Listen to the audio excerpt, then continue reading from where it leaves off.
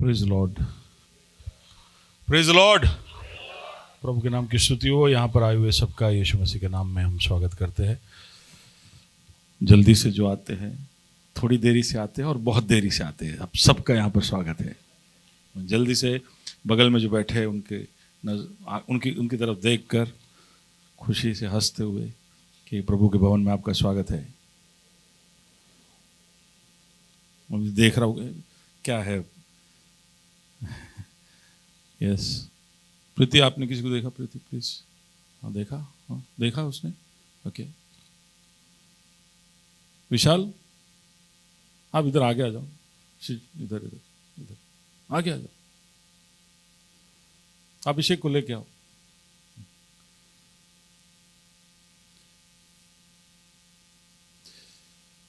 Okay कोई पहली बार आया है?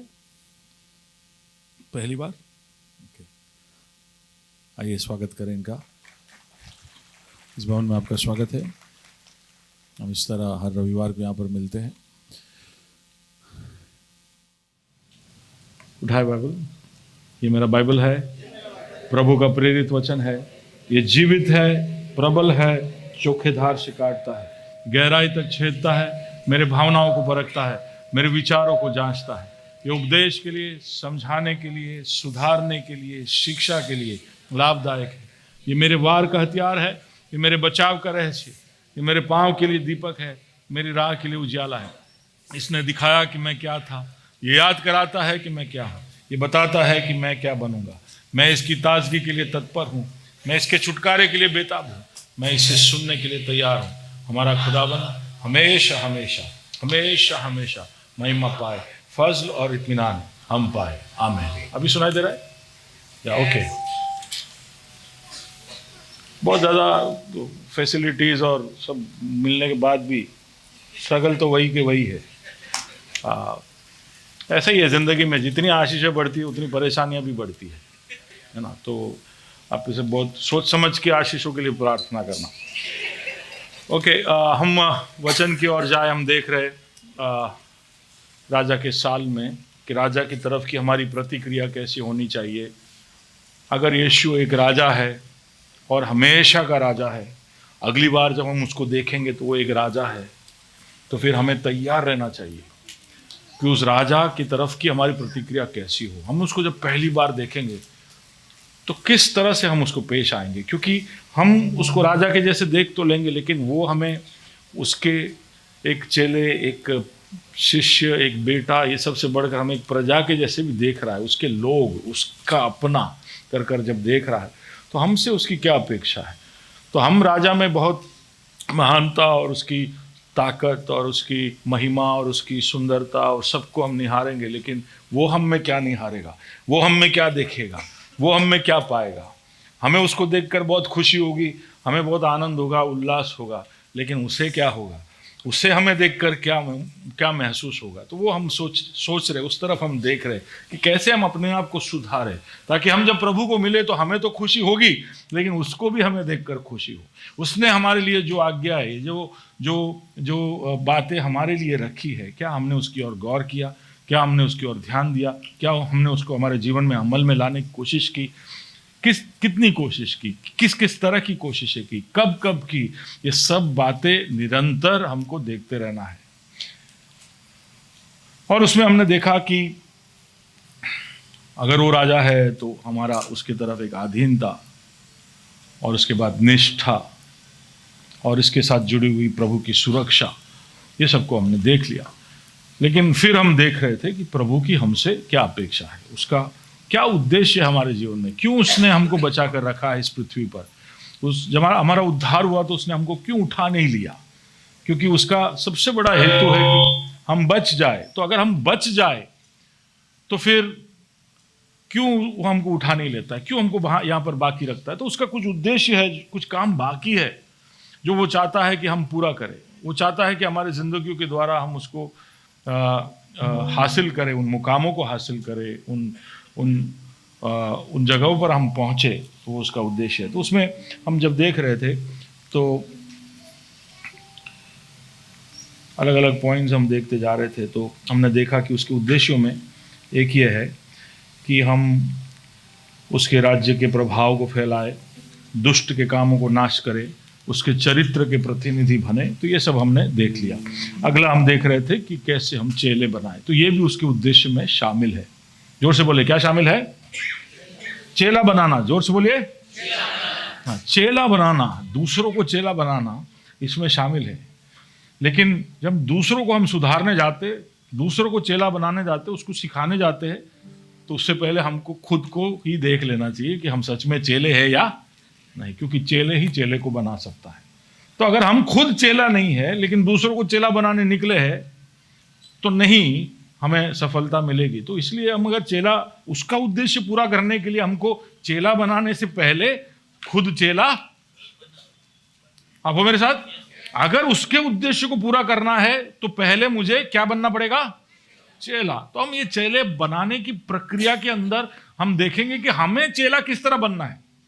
तो हम सीखेंगे कि कैसे चेले बनाना है, लेकिन उस प्रक्रिया के अंदर हमको सोचना है कि हम कैसे बने थे, क्या ये स्टेप, ये बातें हमारे जीवन में हुई थी, और वो नहीं हुई है तो क्या सच में उसके चेले हैं हम? तो हम ये विषयों के ऊपर पिछले हफ्ते देखे थे कि कई बार हमें लगता है कि हम यीशु के पीछे हैं, लेकिन हम कभी कभी लोगों के पीछे होते हैं, कभी कभी एक डिनोमिनेशन के पीछे होते हैं, कभी एक प्रणाली के पीछे होते हैं, कभी आशीषों के पीछे होते हैं। आज जैसे प्रार्थना में इन विषयों को मैंने रखा। कई बार हम लोग एक एक्सपीरियंस के पीछे होते हैं, ज्ञान के पीछे होते हैं, कई बार कोई चीज़ के पीछे नहीं होते, हम हमारी जिंदगी जी रहे होते हैं, साथ साथ में ये सब हो रहा होता है।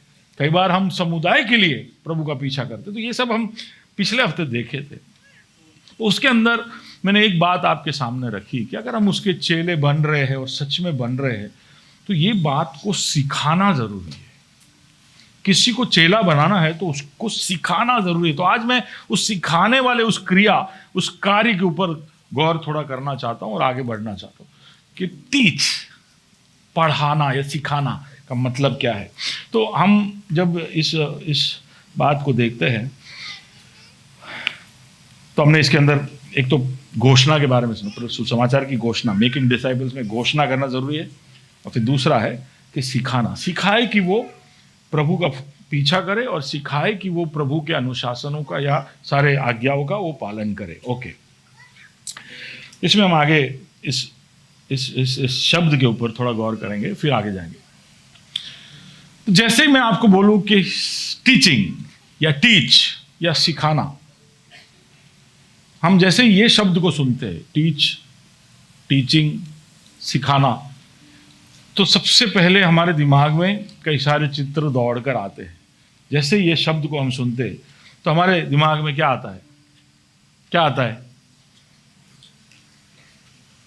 एक क्लासरूम आता है कि नहीं? टीचिंग कहाँ होता है?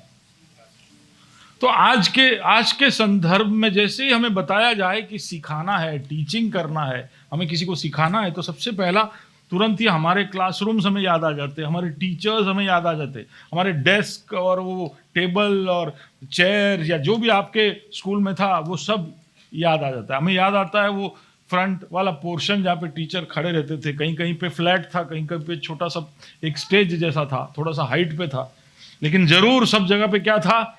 ब्लैक बोर्ड था, ऐसा एक चीज हुआ करता था, ब्लैक बोर्ड कर। अब सब वाइट बोर्ड हो गए हैं, और फिर क्या, स्मार्ट बोर्ड हो गए हैं। अभी तो सब स्क्रीन लगने शुरू हो गए स्कूलों में, लेकिन एक ब्लैक बोर्ड हुआ करता था जहां से एक टीचर, सब बोलिए कितने? एक टीचर और अनेक स्टूडेंट्स, है ना। कुछ हमारे छोटे छोटे स्कूलों में 30 स्टूडेंट होते थे, लेकिन कुछ यहाँ पे बड़े बड़े स्कूल थे जहाँ पे 60-70 स्टूडेंट्स एक क्लासरूम में होते थे, और एक टीचर बेचारा कोशिश करता था कि मैं उनको सिखाऊं। ये आता है ना इमेजरी हमारे दिमाग में। सिखाने का मतलब क्या? तो आपको भी जब बताया जाए कि आप चेले बनाने के लिए सिखाओ, प्रभु का पीछा करने के लिए लोगों को सिखाओ, लोगों को आप उसका आज्ञाओं का पालन करना सिखाओ, तो तुरंत ही इस तरह का एक सोच हमारे दिमाग में साथ में आ ही जाता है कि सिखाना यानी मारे भी जग्या का कई जग्या में सिखाओ, કેવી રીતે બેસાડી? સર મને આગળ રહીને 5 લોકો સામે બોલવાનું बहुत तकलीफ છે, मैं नहीं बोल सकता हूँ। 10 लोगों के सामने बोलना मेरे को थोड़ा तकलीफ है, मैं नहीं सिखा सकता भैया। तो ऐसे बहुत सारे सोच आते हैं। तो ये एक सोच जो आया है उसको थोड़ा सा चैलेंज करने के लिए मैं आपको बताना चाहता हूं कि जब ये बताया गया था कि हम सिखाएं, कि सारे संसार में जाओ और सिखाओ, जब ये शब्द का इस्तेमाल किया गया था, तब वहां पर का संदर्भ क्या था? जब उस जमाने में सिखाओ बोलते थे तो कोई क्लासरूम नहीं होते थे, वहां का कॉन्टेक्स्ट क्या था, कैसे सिखाया, तो ये हम जानते हैं, लेकिन याद करा रहा हूं। जब हमें बताया जाता है कि सिखाओ, तो उस संदर्भ में बताया जा रहा है सिखाओ। जिस तरह से मूसा ने योशुआ को सिखाया, या एलिया ने एलीशा को सिखाया, या यीशु ने अपने चेलों को सिखाया, जब पौलुस ने तीमुथियुस या तीतुस या उसके साथ जो भी थे उनको सिखाया, उस संदर्भ में हमको बताया जा रहा है कि हम सिखाए। और कैसे सिखाते थे? वो कहां सिखाते थे? कहां सिखाते थे? लिखा है तो भी बोलिए, कहां सिखाते थे? कहीं भी सिखाते थे। बोलिए जोर से, कहीं भी सिखाते थे। तो सिखाने का लोकेशन कौन सा है? तो आपके लोकेशन क्या होते हैं हफ्ते में? आपका लोकेशन क्या होता है अभिषेक? ऑफिस होता है, ओके। नेविल भाई आपका? आपका हफ्ते में लोकेशन कहाँ होता है, ऐसा पूछा। पूरे हफ्ते में आपका लोकेशन किधर होता है? कोई 1 2 3 लोकेशन बोले जहां ज्यादा समय बिताते। घर पे आपका लोकेशन, तो आप अभी क्या करोगे? अभी आप कितना मोनिका, कितना चेला बनाओगे, कितना सिखाओगे आप उसको? तो इसलिए घर से बाहर निकलो। और कहां, और क्या लोकेशन है आपका? चाय की टपरी। ये हमारा डेटा एनालिस्ट है। बस चाय के टपरी में डेटा बहुत मिलता है, ठीक है, वो एक अलग सच्चाई है। और कौन सा लोकेशन? चाय की टपरी, वहां लोकेशन है, एकदम मुनासिब है कि हमारे विद्यापीठ के स्टूडेंट्स बोले क्या है लोकेशन आपका? हाँ, पार्क में। कौन है वो? अच्छा, थोड़े वहां थोड़े उम्र लायक लोगों से शायद हमारे, मैं समझे जो अपना हमारे बच्चे बोल रहे पार्क में, थोड़े उम्र वाले हैं, इसलिए वो चल नहीं जाते होंगे, क्योंकि हमारे बच्चों का हमको इतना अभी भरोसा बैठा नहीं है कि वो पार्क में क्यों जा रहे हैं। हाँ, और कहाँ है आपका लोकेशन? स्कूल। कौन बोला? ओ वाह कुकी। तो जीपीएस इनका कभी कभी स्कूल पे होता है, तो वहां पर भी क्या करना है? वहां पे आप सीखो।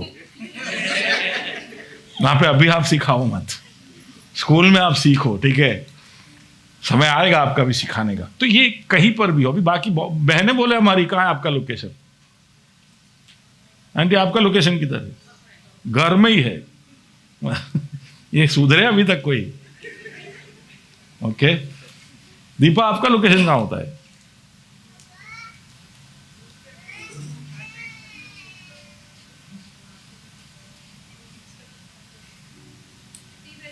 किट्टी। किट्टी में, हाँ देखिए बहुत इंपॉर्टेंट लोकेशन है ये, किट्टी।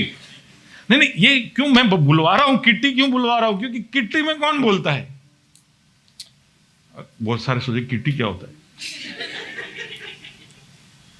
ये थोड़े बहुत रईस जो होते हैं वो लोग जब एक दूसरे को मिलते हैं तो उसको किट्टी बोलते हैं, ठीक है, उतना ही है, वो खाली मीटिंग ही होता है, उसमें थोड़ा अलग तरह का बातें करते हैं वो लोग। किट्टी यानी औरतें सब मिलकर बातें कर रही है। उधर दूसरे भी काम होते हैं, अभी मैं ज्यादा डिटेल नहीं पूछा हूं, लेकिन किट्टी यानी वहां पर माहौल ऐसा नहीं होता है कि आप सुसमाचार सुनाओ, वहां माहौल ऐसा नहीं होता है कि आप चेले बनाओ, लेकिन चेला कहां भी, वहां पर भी बनाना है, कहां? किट्टी में भी बनाना है। तो आप समझे क्लासरूम क्या है? यीशु ने जब हमको कहा कि जाओ पूरे संसार में जाकर सुसमाचार सुनाओ और जो कोई विश्वास करे उन्हें सिखाओ, तो ये कहीं पर भी है, किधर भी ये करना है, कोई भी लोकेशन है। आपको उसके लिए कोई पर्टिकुलर लोकेशन तो ग्रेस में ही हो सकता है ऐसा नहीं है, या यहीं पर आकर ये हो सकता है ऐसा नहीं है, या लाइफस्टाइल में ही ये हो सकता है ऐसा नहीं है, ये कहीं पर भी हो सकता है। तो जब हमें बताया गया है तो हम उस संदर्भ को याद करें।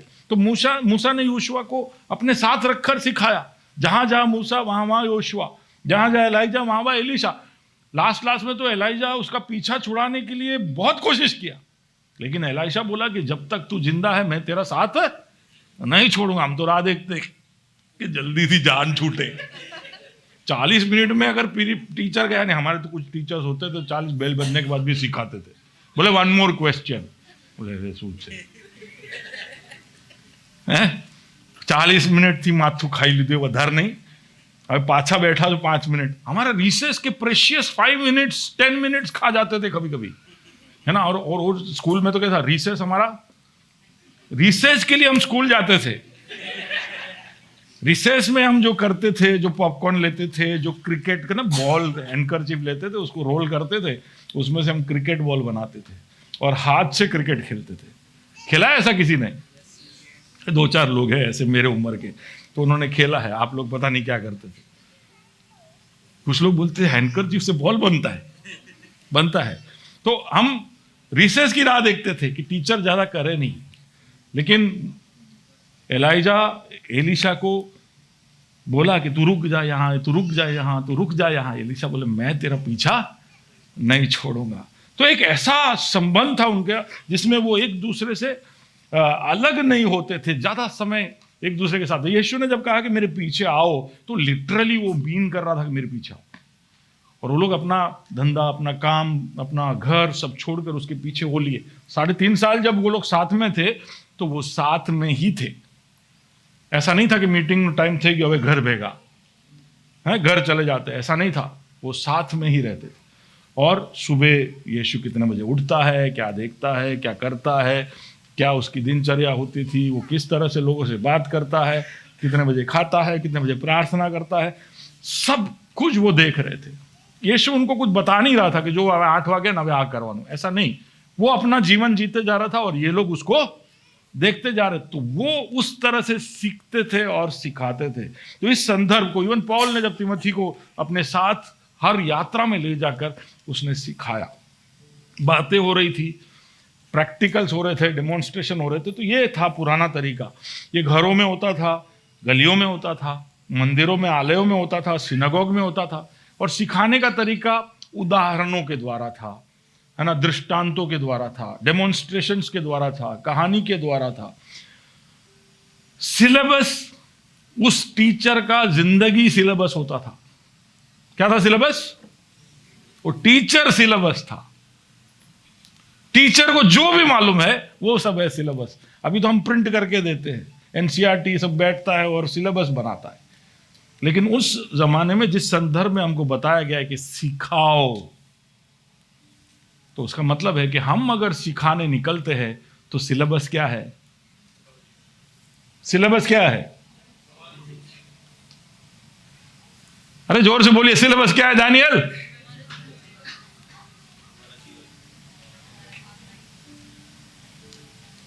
क्या है सिलेबस? आशीष तुमसे पूछ रहा हूं, क्या है सिलेबस?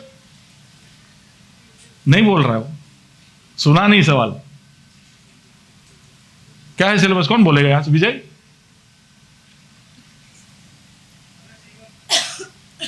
मैं खुद, मेरा जीवन, मैं सिलेबस हूं। बाजू वाले को बोलो तमें सिलेबस छो।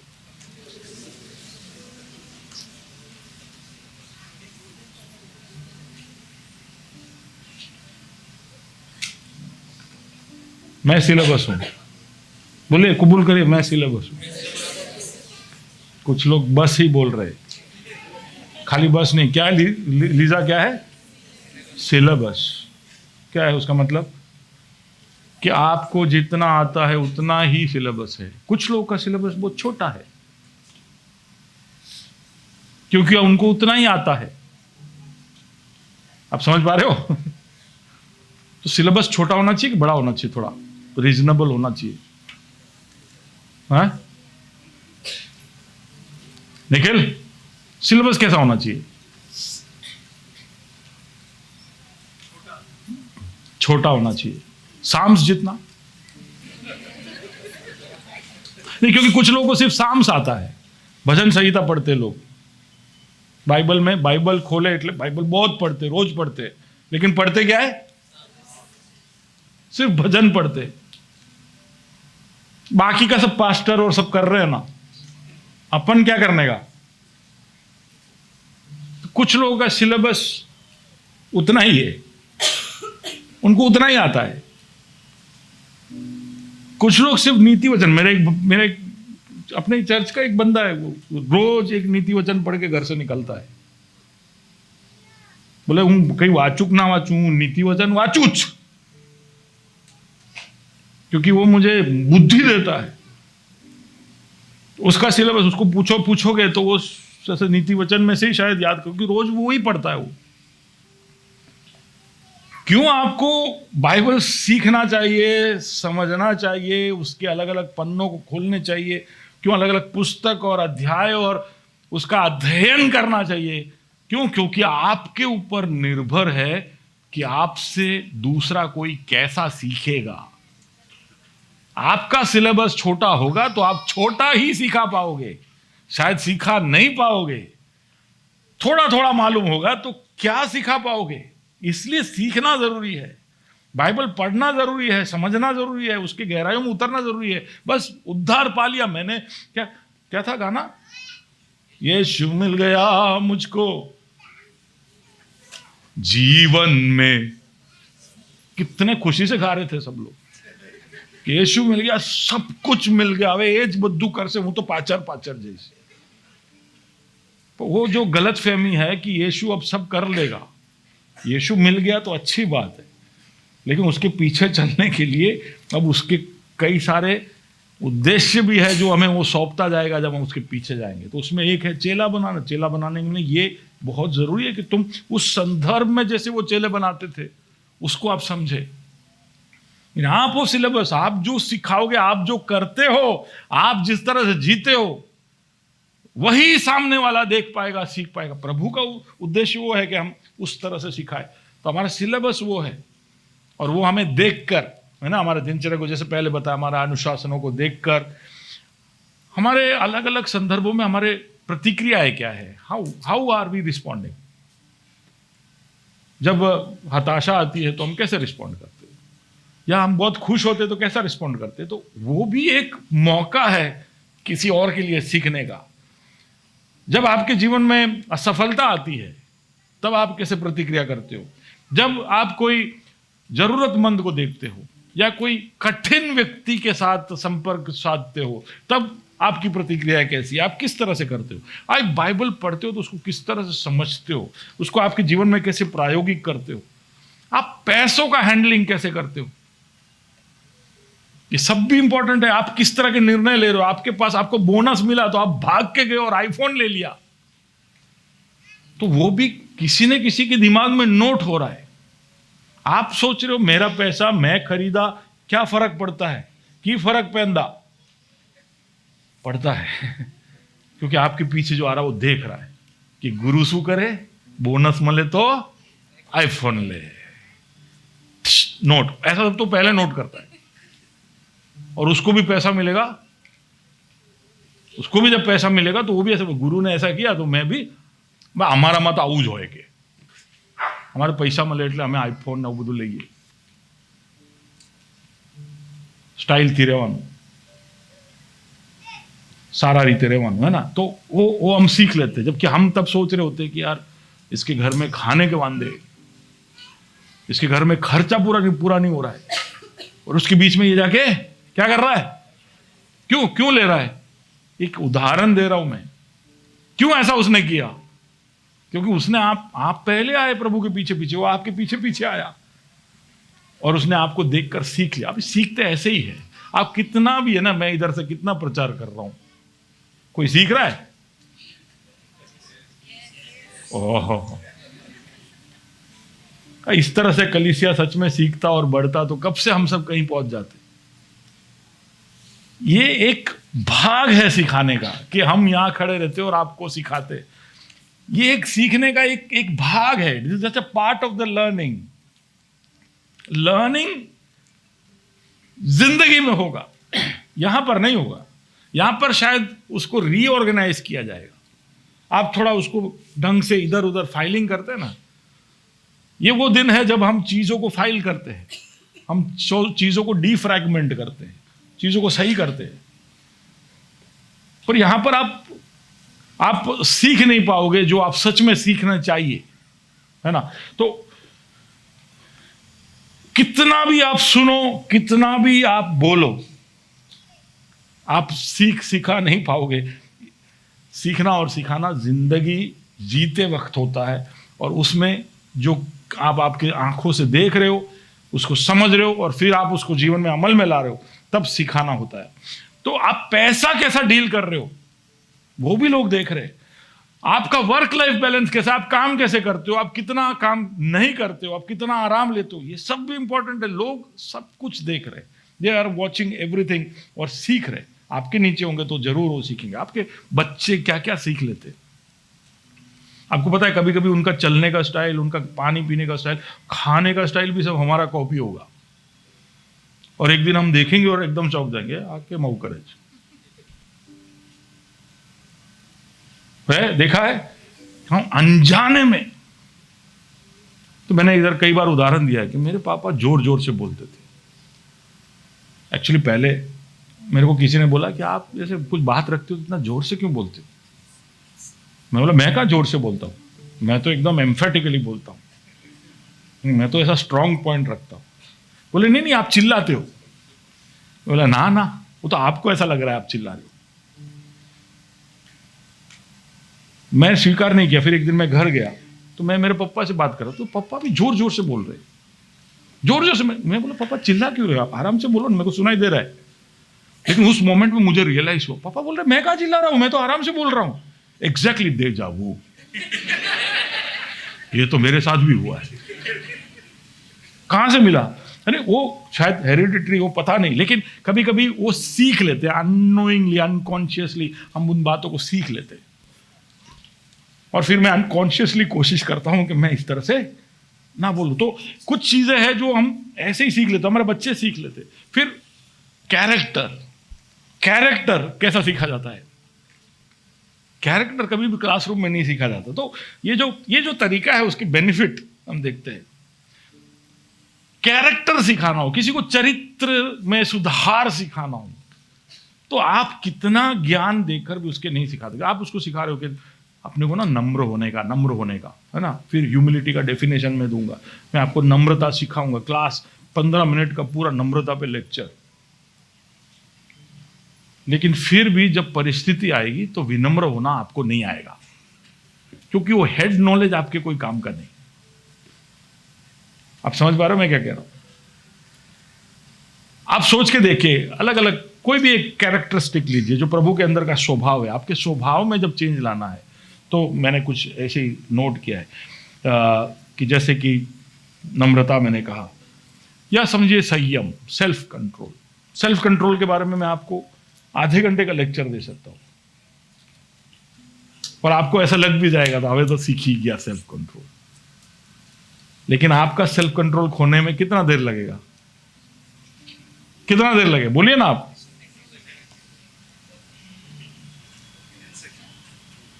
आधा सेकंड भी नहीं चाहिए, तो फिर सेल्फ कंट्रोल आएगा कैसे। तो लेक्चर सीखने से। So character cannot be learned in classrooms, in auditoriums, in halls, listening to teaching, sermons, preaching. ये सब सुनकर कभी भी कैरेक्टरिस्टिक्स हमारे अंदर नहीं आएंगे, कैरेक्टर नहीं आएगा, एट्रीब्यूट्स नहीं आएंगे, प्रभु का स्वभाव, मन हमारे अंदर नहीं आएगा। उसके लिए हमको उतरना पड़ेगा। ये सब क्रियाएं हैं। ह्यूमिलिटी लो, सेल्फ कंट्रोल लो, कुछ मैंने लिखा है काइंडनेस, जेनरोसिटी यानी उदारता, लॉन्ग सफरिंग, सहनशीलता, आनंद। ये सब सोच नहीं है, ये क्रिया है। सब क्या है, एक्शन है। ये सारे शब्द नाउन जैसे है, लेकिन ये सब क्रिया है। तो उसका मतलब है कि इसको क्रिया में ही सीखा जाएगा, उसको कर कर ही सीखा जाएगा। आप उदारता सीखना चाहते हो, उदारता के बारे में तो मैं कितना भी लेक्चर लूं तो आप कन्विंस हो जाओगे, लेकिन उदारता सीखने के लिए आपको उस जगह पर पहुंचना पड़ेगा और उदारता दिखाना पड़ेगा। आपको माफी के बारे में मैं कितना भी सिखाऊं, लेकिन उस परिस्थिति में माफ कर कर आपको दिखाना पड़ेगा। आप हो मेरे साथ। जो सबसे इंपॉर्टेंट चीज है मसीह के पीछे आने में, कि हम उसके स्वभाव को सीखें। हम यीशु के पीछे आ रहे हैं तो यीशु हमसे यही चाहता है कि उसका मन हम में आए, उसके जैसे हम बन जाए। अभी हम गा रहे थे ना, यीशु तेरे जैसा तो हमको बना, तेरा दीप हम में जला, हमारा दिल नया बना। वो कभी भी पढ़कर या सुनकर नहीं सीख सकते, उसके लिए आपको मैदान में उतरना पड़ेगा। बाजू वाले को मैदान में उतरना पड़ेगा। कौन से मैदान में? कौन से मैदान में? जीवन के मैदान में ही, लेकिन उसके लिए एक थोड़ा जगह तैयार करना पड़ेगा, कि अलग मैदान तैयार करना पड़ेगा। जीवन में नहीं सीख रहे ना हम रोज सुबह, अभी कल आज रविवार है तो आप घर जाओगे, आराम करोगे, है ना, शाम को कहीं बाहर टहलने जाओगे, और फिर कल वापस मैदान में उतरोगे ना। कल मैदान में उतरोगे, फिर क्या करोगे? फिर वही करोगे जो करते आए हैं। बहुत कुछ तो सीखा है हमने, अच्छी बात है, लेकिन जैसा सीखना चाहते हैं ऐसे सीखे हैं क्या? हम जितना चाहते हैं कि हम सीखे, जितना चाहते हैं कि हमारे चरित्र में बदलाव हो, उतना हम किए हैं क्या? नहीं। हम सब कह सकते हैं कि नहीं, अभी उतना नहीं सीखे, उतना नहीं हमारे में बदलाव आया है। तो उसके लिए थोड़ा और हमको इंटेंशनल होना पड़ेगा। मैदान में उतरे तो भी मैदान में भी कुछ तैयारियां, या कुछ ऐसे मैदान जहां पर स्पेसिफिकली चरित्र का ट्रेनिंग हो। तो आप रोज बच्चों के साथ, आपके फ्रेंड्स के साथ क्रिकेट खेलते थे, तो आप नहीं बने ना क्रिकेटर। बने क्या? नहीं बने। मैं तो बहुत क्रिकेट खेला। मेरे माँ बाप थक जाते थे। मैं स्कूल से आता था 5 बजे, बैट लेके निकल जाता था, फिर 4:30 बजे गायब, फिर हम 7:30 8 बजे तक टकाटक cricket cricket cricket, 1 innings 2 innings, अरे झगड़े, ये वो, 6 4, यही बस टीम बनाते रहते थे, यही चलता था पागल जैसे। छुट्टी के दिन तो सुबह 7 7:30 से शुरू क्रिकेट। लेकिन अभी ऐसा हालत है कि बॉल आता है तो बॉल दिखता है जाता, लेकिन बैट वहां तक पहुंचता नहीं है। ये अभी हालत है, लेकिन अच्छे जवानी में भी मैं क्रिकेटर बनने के लिए क्या करना पड़ेगा? एक अलग मैदान में जाकर स्पेसिफिकली, जैसे एकेडमी में करते हो, ऐसा जाकर ट्रेनिंग लेना पड़ेगा कि नहीं?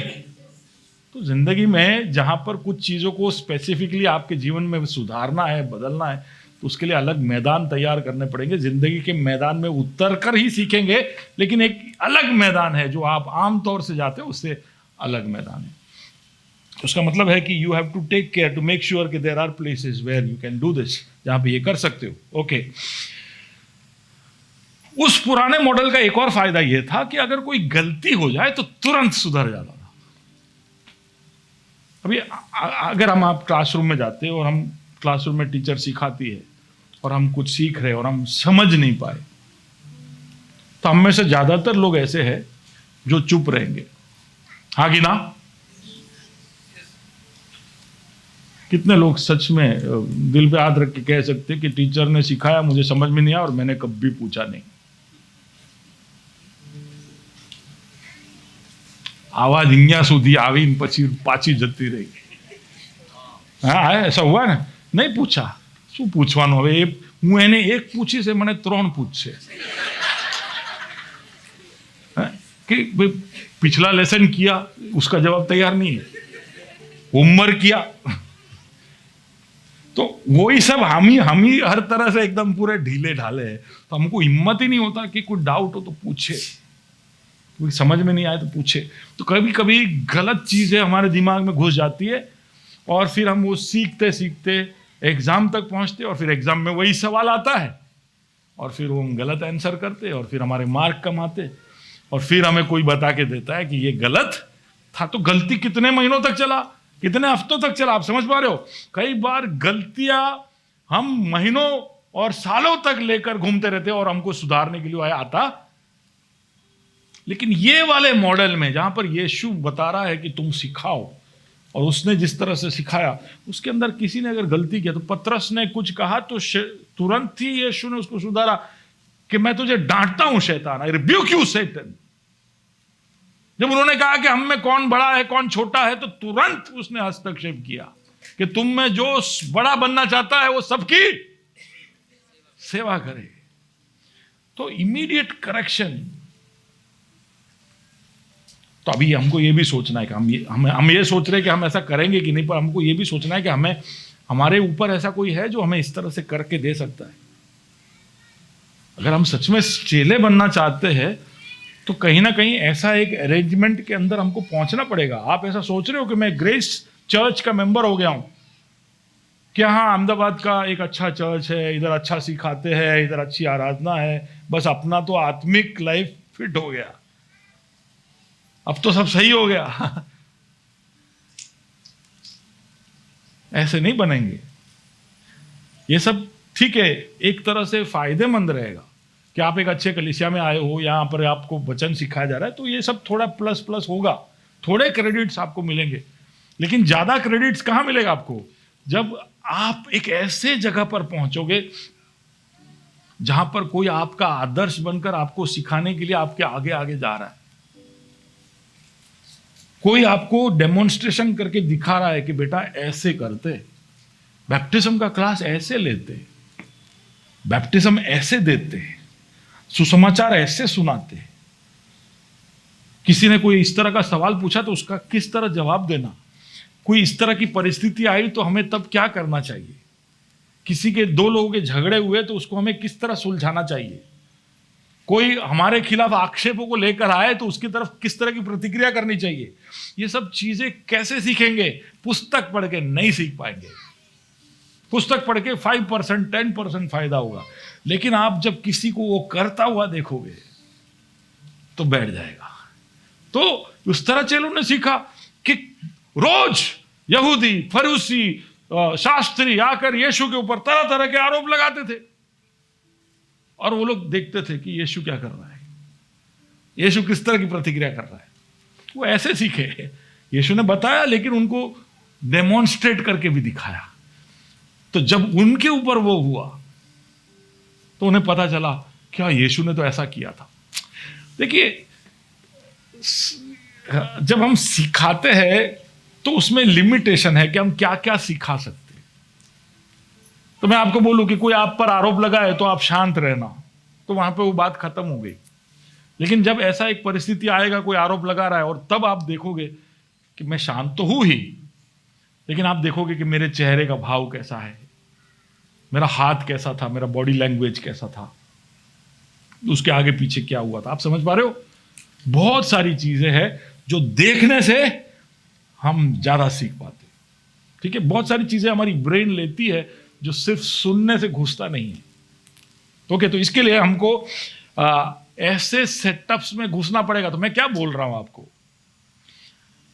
मैं आपको ऐसा बोल रहा हूं कि आप सबको एक बड़े चर्च के आप भाग हो, बात सही है, अच्छी बात है, लेकिन कहीं ना कहीं ऐसे कोई छोटे ग्रुप्स में भी आपको रहना पड़ेगा, रहना चाहिए, जहां पर कोई एक व्यक्ति है, वो फुल आदर्श नहीं होगा, लेकिन वो शायद आपसे थोड़ा बेहतर है, थोड़ा आगे है, वो आपको दिखा सकता है।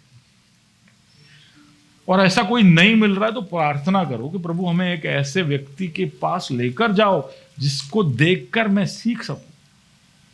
मसीहत ऐसे सीखा जाता है, मसीहत किताबों को पढ़कर नहीं। इसलिए 3.5 साल में तो प्रभु को पिछले 30 साल मिले तो किताब लिखता। 18 से 30 के बीच में शू करता था यीशु? अभी सवाल है ये कि यीशु 12 से 30 के बीच में कहां थे? और यीशु ने किताब लिखा होता तो हम कह सकते थे ये एनसाइक्लोपीडिया लगता था, ये थियोलॉजी ना बुक्स लगता था, અને 30 ना था तो हमने रिलीज कराया। यीशु ने ऐसा कुछ नहीं किया। यीशु भी प्रैक्टिकल सीख रहा था। वो भी वहां पर सुथार के जैसे लकड़े काट काट कर, खिल्ली मार मार कर बड़े धीरज को अपने जीवन में अपना रहा था। फिर 30 साल का हुआ तो उतरता है, और फिर उनके साथ 3.5 साल रहकर रोज रोज रोज रिपीटेशन। तो मैं कभी सोचा यार 5000 के भीड़ को 5 रोटी 2 मछली से खिलाया, उसके तुरंत बाद उसने कुछ आगे जाकर 7 रोटी और मछली से 4000 की भीड़ को खिलाया। सुना है आपने? खोटा खोटा रिपीटेशन करे, કંઈક નવું કંઈ કરવો। तू सिखाने की प्रक्रिया के अंदर क्या है? बोलिए रिपीटेशन, बोलिए। तभी हम सीखते हैं। बातों को बार बार तरह तरह से अलग अलग तरह से सिखाया जाए तब जाकर हमारे अंदर ये घुसता है। हम 3 डायमेंशनल से भी ज्यादा 4 डायमेंशनल है। तो क्योंकि एक स्पिरिचुअल डायमेंशन है हमारा। 3 डायमेंशनल जो हाइट ब्रेड्थ विड्थ ये सब 3 डायमेंशन है, पर एक 4th डायमेंशन है हमारा स्पिरिचुअल। तो वो 4th डायमेंशन में 3 डायमेंशन की चीजों को पहुंचाना है, बहुत मुश्किल है। उसको 2 डायमेंशन से नहीं करेंगे। जो किताब है वो 2 डायमेंशन है, ठीक है। डायमेंशन का बात छोड़िए, आगे बढ़ते हैं। क्या है नंबर 1 कि आपको चरित्र की बातें सीखनी हो तो आपको एक ऐसा सेटअप चाहिए, छोटा सेटअप। आपको आपके जीवन में सुधार जल्दी से लेके आना हो, है ना, तो उसके लिए आपको एक छोटा सेटअप चाहिए जहां पर ये हो सकता है, जहां पर कोई एक गुरु जैसा, गुरु के स्थान पर कोई है, कोई मेंटर है, कोई लीडर है, कोई वो बहुत कैपेबल नहीं होगा लेकिन है, और उसके नीचे और उसके पीछे आप हो। 3rd, ये इसका फायदा ये था कि पर्सनलाइज्ड अटेंशन मिलता था, जो क्लासरूम में नहीं मिलता है। क्लासरूम में मैं इधर, जैसे ग्रेस में भी आपको कंप्लेंट होगा कि पास्टर आप तो हमको कॉल नहीं करते, आप तो हमसे बात नहीं करते। तो मेरे को याद भी नहीं रहता है कौन कौन है, मैं थोड़ा बुढ़ा भी हो गया हूँ। तो कई बार मैं अभी 2 दिन पहले ही मैं शिजू को लिस्ट भेजा। मैं बोला शिजू प्लीज तू देखकर ये लिस्ट देखकर बता मुझे कि इसमें और कौन कौन रह गया है, मेरे को याद नहीं आ रहे, किसी का नाम छूट गया है तो इसमें तू ऐड करके मेरे को देना। मैं तो आपको आपके नाम सीख रहा हूँ, आपके लोकेशन समझने की कोशिश कर रहा हूँ, लेकिन आपको जब तक पर्सनली मिलूंगा नहीं, आपके पास आके बैठूंगा नहीं, तब तक मैं आपको जान नहीं पाऊंगा।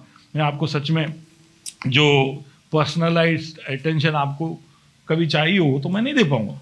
आप सोच रहे होंगे तो पास्टर तो बहुत बिजी छे, टाइम ना हो एमना पास, करो ना कॉल, जितनी बाजू वाले को कहो करो कॉल। किसको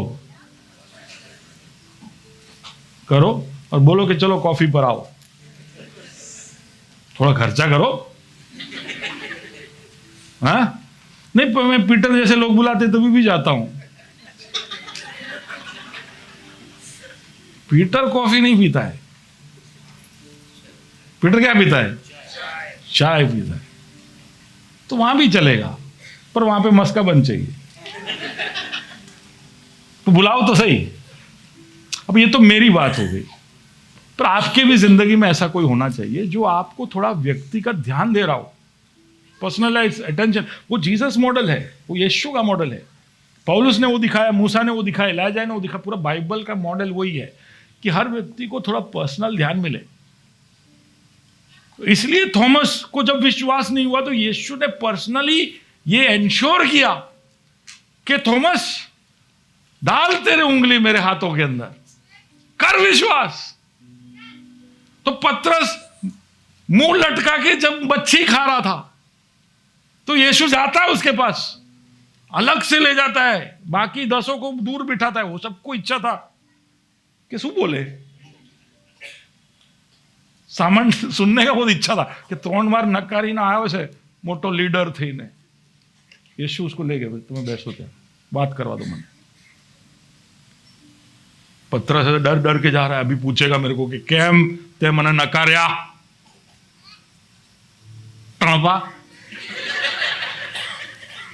बोल सकता है ऐसे, यीशु बोल सकता था, वो अपने जगह पे सही होता। तो यीशु उसको बाजू में ले जाके एकदम खोपचे में ले जाता है इसको, पतरस तू मुझसे प्यार करता है, यू लव मी। उसको वहीं पर शौक मिल गया, यू नो लॉर्ड, तू जानता है ना कि मैं तुझसे प्यार करता हूं। Personalised attention. पतरस को जिस पुनर्स्थापना की जरूरत थी वो टीचर दे पाया। हम सबको इसकी जरूरत है।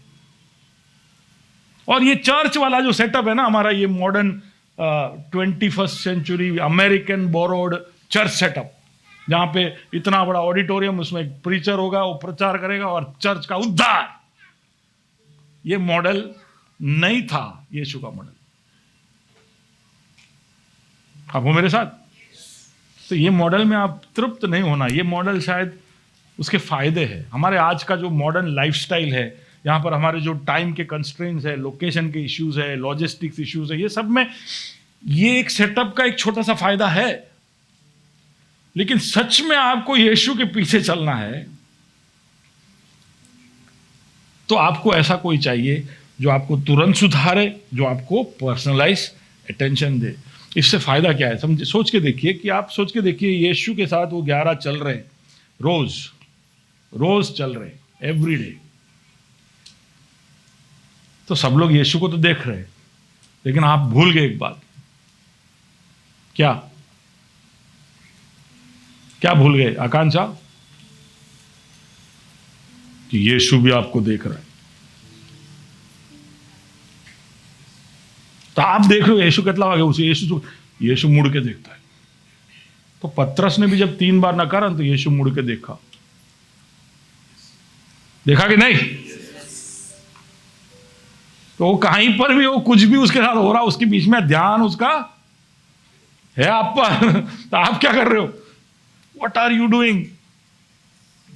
आप सोच के देखिए कि आपके घर में यीशु रहने आ जाए, है ना? वो गाना है ना अपना, यीशु आ घर दिल में, है ना? ऐसे कुछ है ना, यीशु आ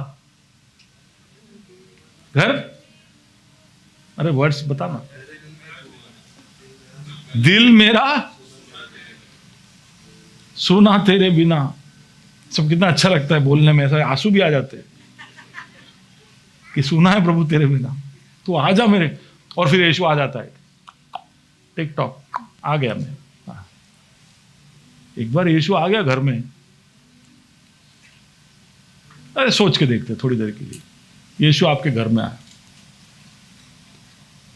कुछ 6 फुट हाइट है, जीन्स पहना है। यीशु जीन्स पहन सकता है? ओके ठीक है, तो मैं सही जगह पे हूं। बोले ना एमना माटे गाउन लाऊ बोले। नहीं, एक क्वेश्चन है, स्वर्ग में यीशु हमको गाउन में दिखेगा कि जीन्स में दिखेगा? छोड़िए वो सब बात को, यीशु आपके घर में आया, फिर क्या होगा? अगला क्या होगा?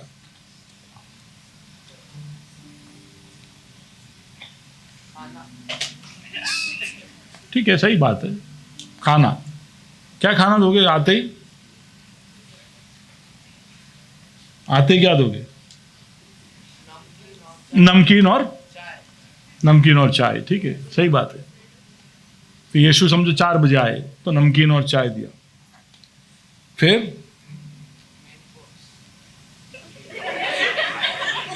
5:30 तक, कितने बजे तक? मेन कोर्स कब दोगे?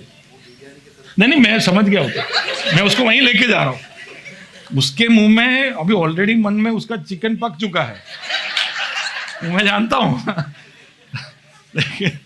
लेकिन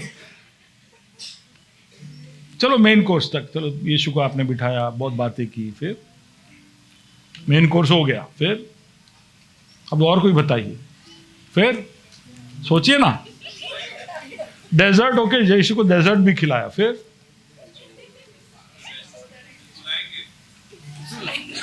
कहां पे?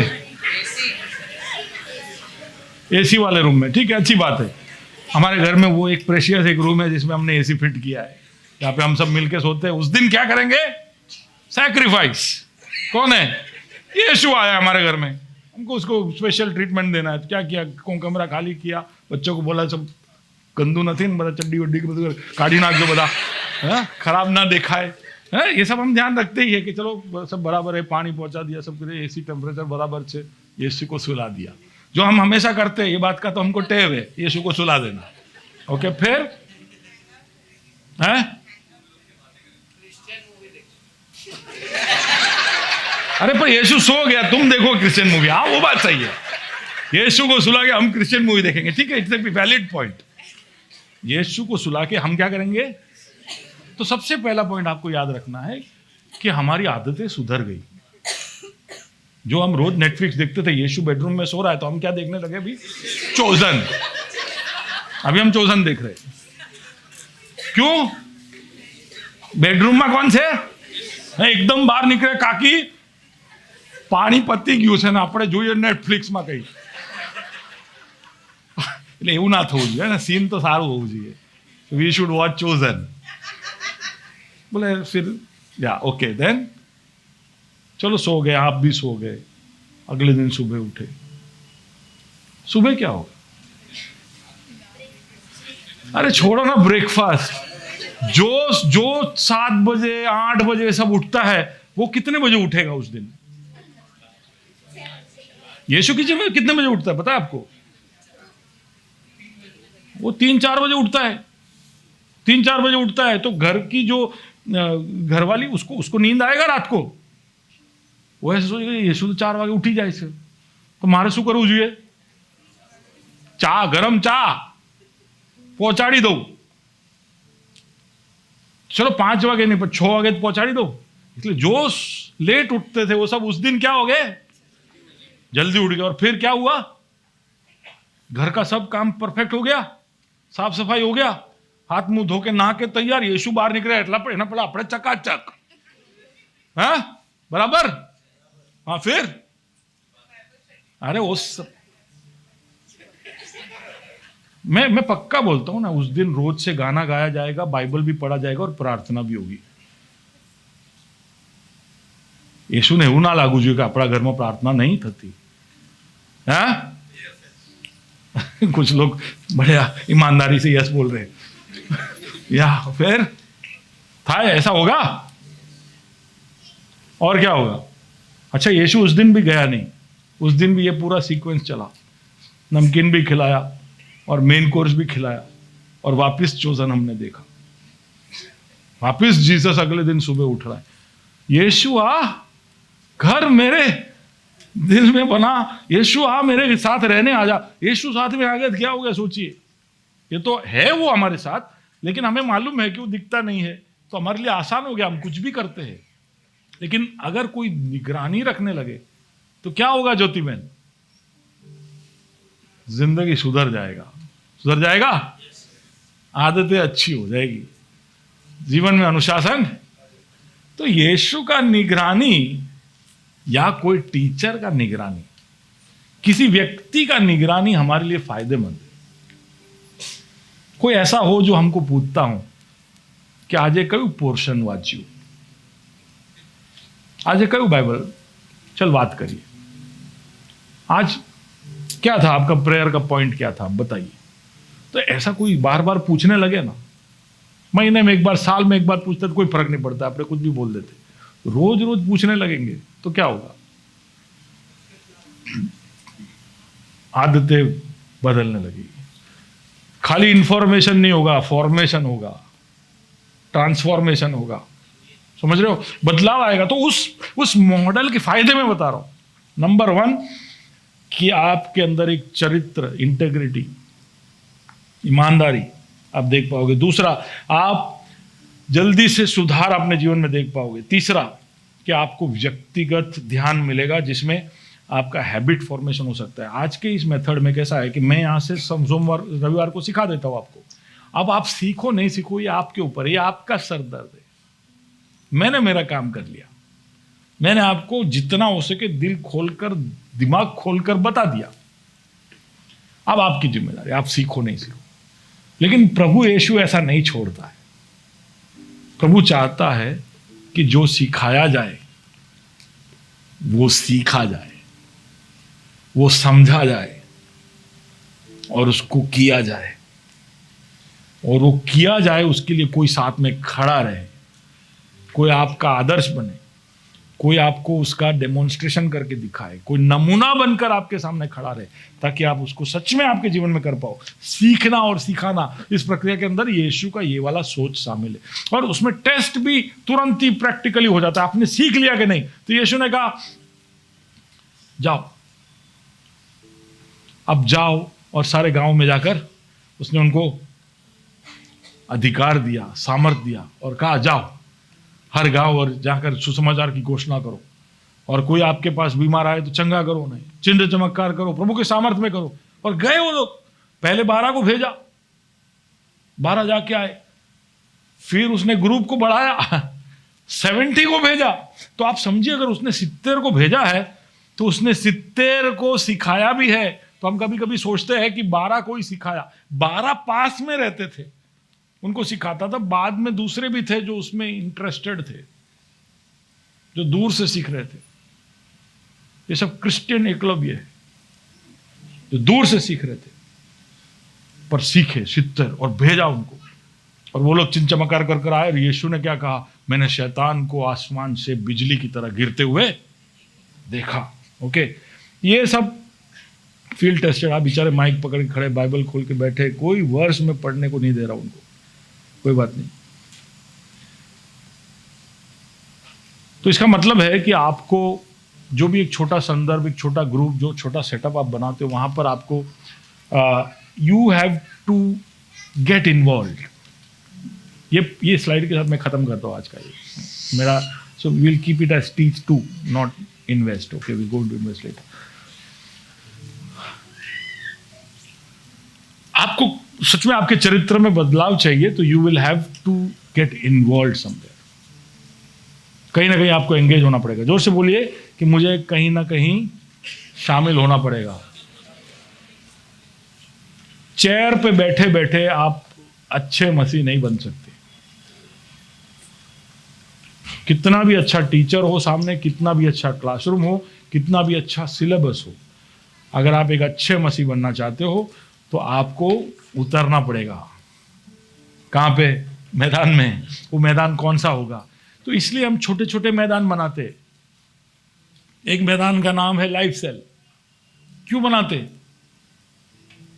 आप वहां उतरो, वहां जाओ, 2 शब्द बोलो, तैयारी करके आओ। हम आपको 1-2 दिन पहले नोट्स दे देते, क्या पढ़ के आना, तैयारी करके आना। और सच में आपके अंदर वो चेला बनने का वो इच्छा है, अगर आप सच में प्रभु के सामने खड़े, एक दिन एक बात याद रखना, एक दिन हमको है ना सबको उस सिंहासन के सामने अकेले खड़े रहना है। कोई नहीं होगा, पप्पा मम्मी टीचर पास्टर कोई नहीं होगा, अकेले खड़ा रहना पड़ेगा। और हमारी नजरें ऊपर नहीं होगी। उस दिन वो आपसे पूछेगा कि मैंने तुम्हें जो दिया उसके साथ तुमने क्या किया, मैंने तुम्हें जो मौके दिए उसके साथ तुमने क्या किया। तो तब जवाब देना है, कोई बच नहीं सकेगा। तब आप इधर उधर देख नहीं पाओगे, हम सब दूर होंगे कहीं पे। तब आपको जवाब देना, आपको जवाब देना है। तो आपकी जिम्मेदारी है कि उस जवाब के लिए मैं तैयार रहूं। I need to answer him. तो उसके लिए you will have to get involve somewhere. कहीं पे आपको शामिल होना पड़ेगा, कोई प्रेयर ग्रुप में, कोई मीटिंग में, कहीं पे शामिल, कहीं पे मैदान जहां पे आप मिनिस्टरिंग कर रहे हो, जहां पे आप सेवकाई कर रहे हो, सेवा कर रहे हो, ऐसे कोई जगह पे आपको शामिल होना पड़ेगा। वो आप ढूंढिए कैसे, हमको बताइए कि मैं कुछ करना चाहता हूं, तो हमने इधर volunteers. Okay, it is a small thing, एक छोटा सा बात है, लेकिन आप आपके कुर्सी से उठे, आप खड़े होकर कुछ करने लगे, है ना, तो आपको ऐसा लगेगा कि इसमें कहां बड़ी बात है। That's the first step. कहीं पे आप कहीं तो एंगेज हुए, पर हम नहीं चाहते कि आप जिंदगी भर वॉलंटियर बने रहो। वो आप आगे आओ, आप इन्वॉल्व हो, इसके लिए हमने आपको एक मौका दिया। हम तो चाहते हैं कि आप अब बाइबल सीखो, आपके अनुभव बताओ, आपकी गवाहियां बताओ, प्रभु आपको जो सिखाता है वो हमारे साथ शेयर करो। अच्छा, आप हो सकता है कोई वाद्य यंत्र बजाते हो तो बजाओ, हमें तो चाहिए। आप बोलोगे कहाँ जिज्ञासा भराई तो गए उसे, पर हमारा पॉलिसी ऐसा नहीं है कि हम एक ही जगह पे सीमित रहे। हम एक चर्च थे, अभी 6 अलग अलग जगह पे मिलते हैं, और हम और बढ़ना चाहते हैं। हमारा टारगेट तो 25 का था 2025 तक, लेकिन कोविड और दूसरे कारणों से हम नहीं हो पाए। तो हमारा वो इरादा तो वही है। मैं नहीं चाहता हूं कि ग्रेस सेंट्रल बड़ा होता जाए, 500 हो जाए, फिर 1000 हो जाए, नहीं। उसमें क्या, मैं आपको जान ही नहीं पाऊंगा, उसका क्या मतलब है, ये पूरा मॉडल वेस्ट हो जाएगा। तो हम चाहते हैं कि हमारे अंदर से लीडर उठे, हमारे अंदर से पास्टर उठे, जो अगला एक कैंपस तैयार है। साउथ कैंपस, हमको साउथ कैंपस चाहिए। सब लोग प्रार्थना करना, साउथ में एक कैंपस चाहिए। और आप सोचोगे साउथ किधर है ना? साउथ है नारोल, ईसनपुर, लांबा, न्यू वटवा, मणिनगर, न्यू मणिनगर, ये सब साउथ हुआ, साउथ ऑफ अहमदाबाद।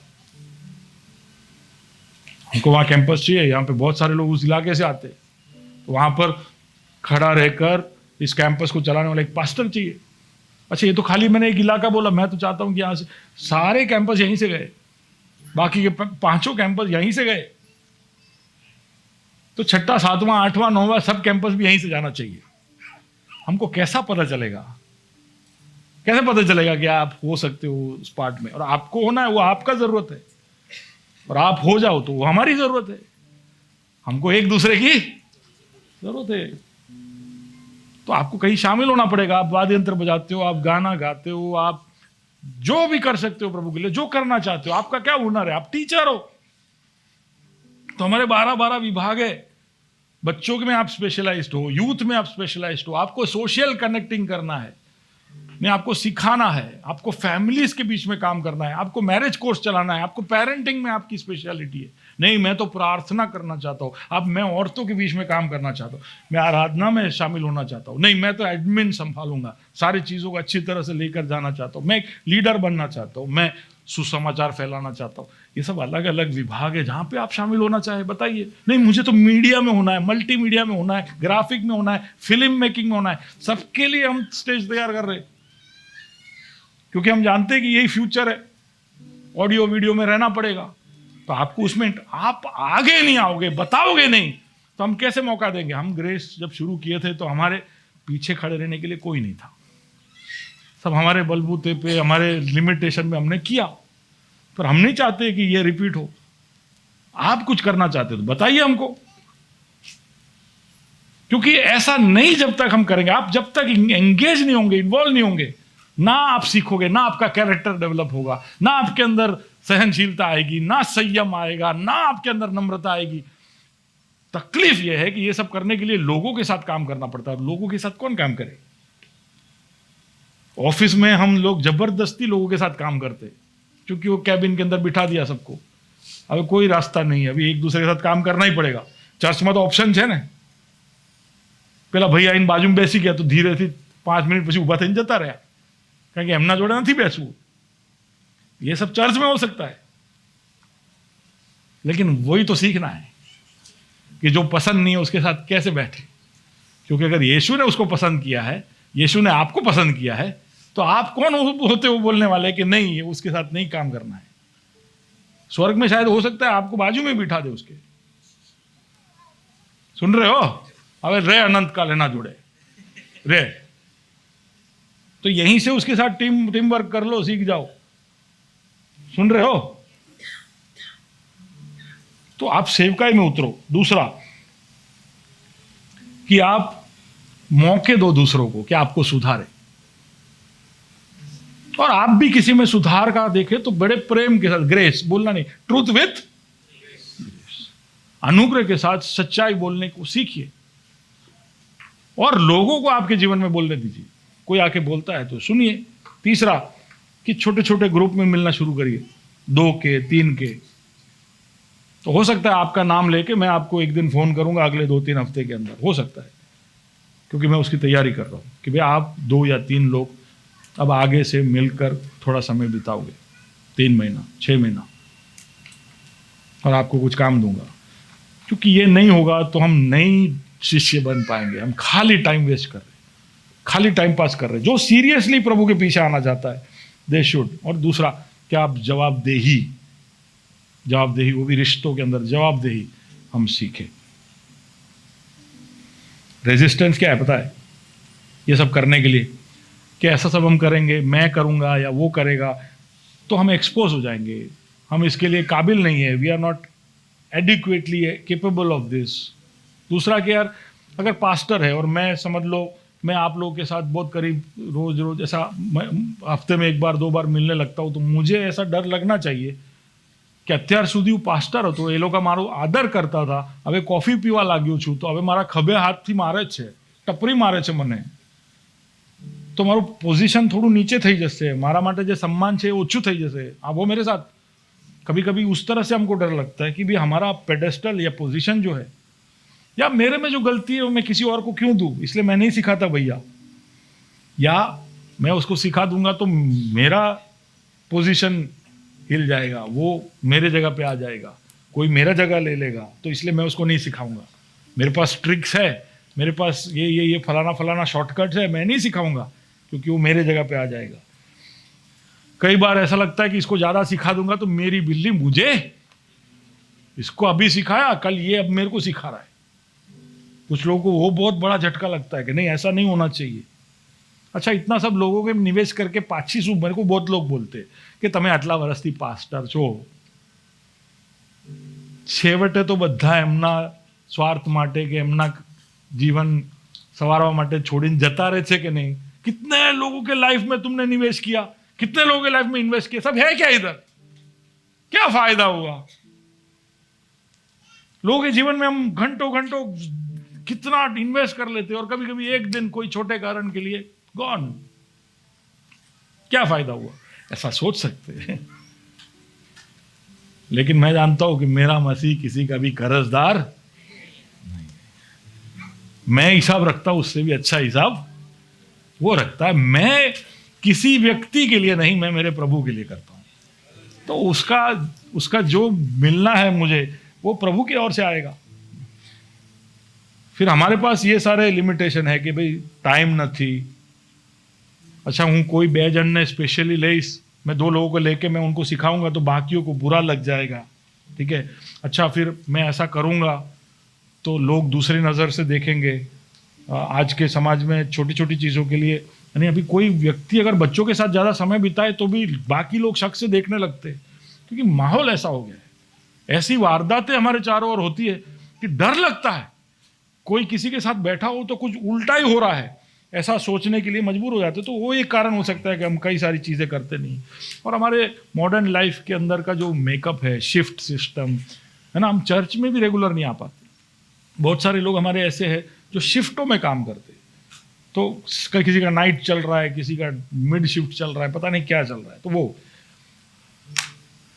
ये सारे कारणों से हम ये सिस्टम में घुसने से बचने की कोशिश कर सकते हैं। लेकिन प्रभु का शिष्यत्व का प्लान के अंदर ये ज़रूरी है कि हम ऐसे छोटे छोटे झुंडों में आए और वहाँ पर हम सच में प्रभु का आदर्श दिखाए और प्रभु के आदर्श को सीखे।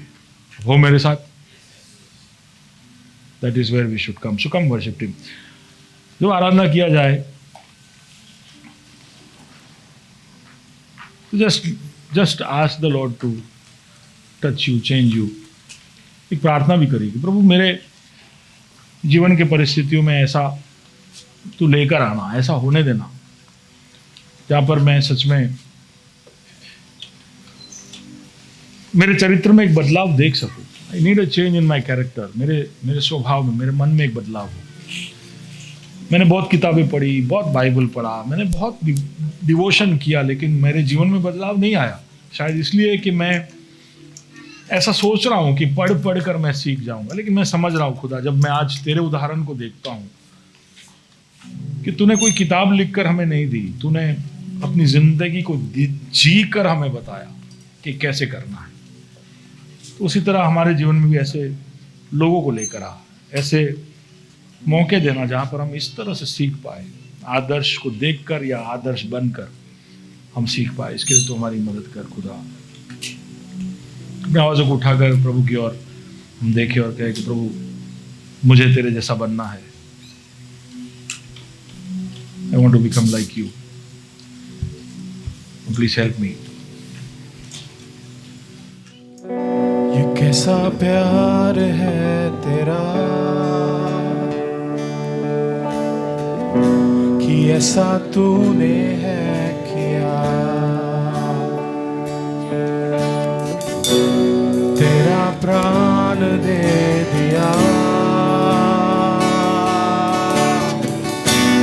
ताकि जीऊं मैं सदा।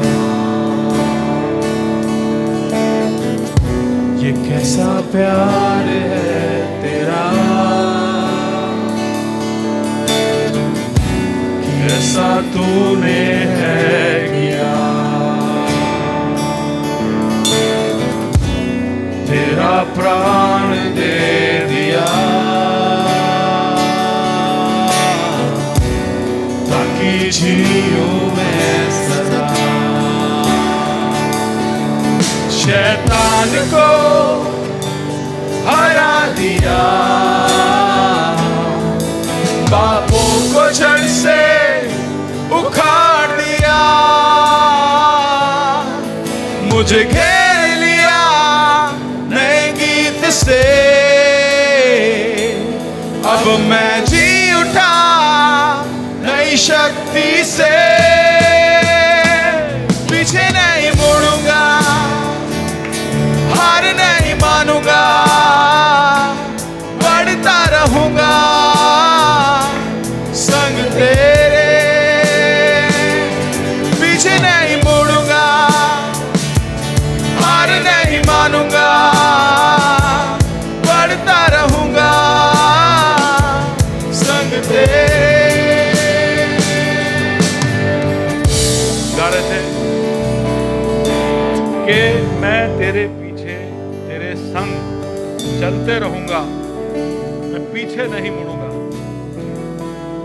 जैसे तूने कहा है, जैसा तू चाहता है वैसा मैं बनूंगा खुदा।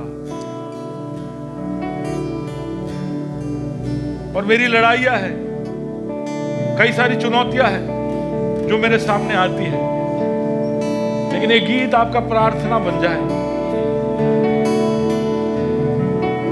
आज एक फैसला लो कि मैं पीछे नहीं मुड़ूंगा। मुश्किल है प्रभु तेरे पीछे चलना, लेकिन मैं पीछे नहीं मुड़ूंगा। मैं मुड़कर लौटकर उन रास्तों पर नहीं जाऊंगा जहां से तूने मुझे उभारा है।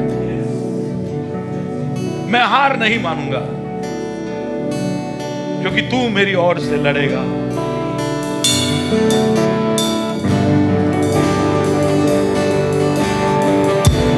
मेरी ओर से लड़ेगा, कभी हाथ न छोड़ेगा, डर हटाकर बल दिया, जीत तूने मुझे दिया। मेरी ओर से लड़ेगा, कभी हाथ ना छोड़ेगा, डर हटाकर बल दिया, जीत तूने मुझे दिया। शैतान को हरा दिया, पापों को जड़ से उखाड़ दिया, मुझे घेर लिया नए गीत से। अब मैं जी उठा नई शक्ति से, पीछे नहीं मुड़ूंगा, हार नहीं मानूंगा, बढ़ता रहूंगा संग तेरे, पीछे नहीं मुड़ूंगा, हार नहीं मानूंगा, बढ़ता रहूंगा संग तेरे, पीछे नहीं मुड़ूंगा, हार नहीं मानूंगा, बढ़ता रहूंगा संग तेरे। कहना ही क्या है, खुदा मेरे पक्ष में कौन अब मेरा विरोधी ठहरेगा। तो कहना ही क्या है, खुदा मेरे पक्ष में कौन अब मेरा विरोधी ठहरेगा। कहना ही क्या है, खुदा मेरे पक्ष में कौन अब मेरा विरोधी ठहरेगा। कहना ही क्या है, खुदा मेरे पक्ष में कौन अब मेरा विरोधी ठहरेगा।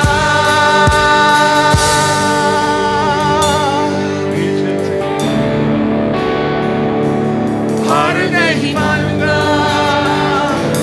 बढ़ता रहूंगा संग तेरे, पीछे नहीं मुड़ूंगा, हार नहीं मानूंगा,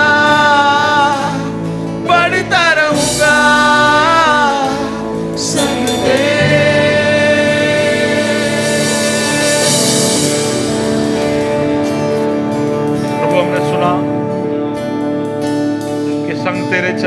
पीछे तेरे चलने के लिए एक अटूट, एक अत्यावश्यक जरूरत यह है कि हम कुछ ऐसे लोगों के साथ चले जो इस राह पर हमारी मदद करें, जिसके लिए हम आदर्श बने, जो हमारे लिए आदर्श बने। और इस तरह एक दूसरे को हम तेरे पीछे चलने के लिए उत्तेजित करते हुए, प्रोत्साहित करते हुए, अंश अंश कर कर तेरे जैसे बनते हुए हम आगे बढ़ते जाए। उसके लिए प्रभु जी हमें मौके देना, ऐसे तो हमारे जीवन में होने देना। हमें भी ऐसा एक मन देना। हम एक शरीर के भाग है, हम इस बात को भूल नहीं सकते। हम एक शरीर के भाग है। जैसे शरीर का कोई भी अंग शरीर से दूर रहकर पोषण को नहीं प्राप्त कर सकता, ऐसा हम भी इस शरीर से दूर रहकर बढ़ नहीं सकते।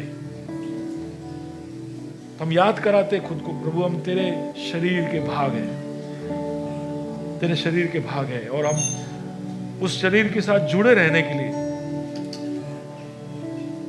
निरंतर कोशिशें करते रहे। उसकी तमन्ना हमें हमेशा सबसे ऊपर रहे। प्रार्थना को सुना इसलिए धन्यवाद। महिमा तुझे मिले, यीशु मसीह के नाम से मांगते हैं, आमीन।